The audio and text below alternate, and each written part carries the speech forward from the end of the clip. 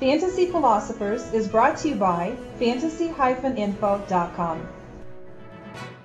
I didn't know who the heck Jason Snelling was going into last summer, and I really didn't care to need to know who he was. I knew that Mike Turner was the clear stud running back on this team. Yeah, there was talk maybe because he worked so much the year before that he might not be the guy he was, and this and that, yada yada. I still thought he was clearly the best pure touchdown maker in the NFL. I still do, as he had a nice touchdown total. That was one thing he did well and consistent all the way through the season when he was playing, but he did suffer an injury, a high ankle sprain, around the middle of the part of the season there. Yeah, I think it was week 9, week 10, something to that effect, and he never really got himself back and going again as that ankle continued to plague him, and that really hurt fantasy owners. Jason Snelling, however, did get an opportunity to start on this team because Norwood, once again, could not stay healthy. He has constant issues staying healthy. I don't think that's going to change, and Snelling proved at times he could definitely be worth using.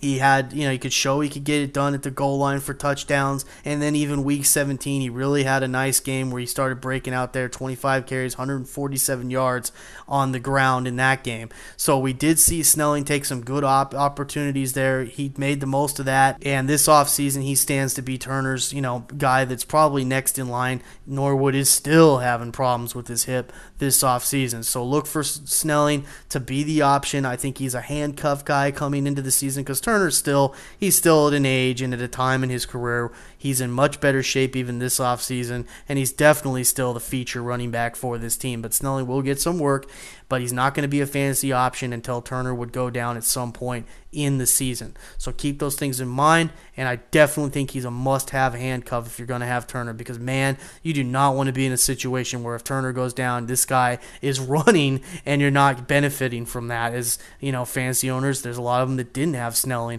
after Turner went down. So keep those things in mind if you're going to get Turner on your team, and also keep those things in mind that if Snelling should be out there, he definitely will probably be out there on waiver wires in different various leagues. If something should get happening with Turner, he starts getting nicked up, definitely swoop Snelling up and hold on to that guy.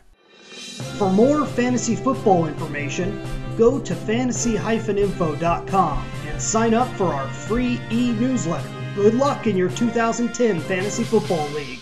As an added bonus, the Fantasy Info guys will include their 5 secret tips for success in fantasy football.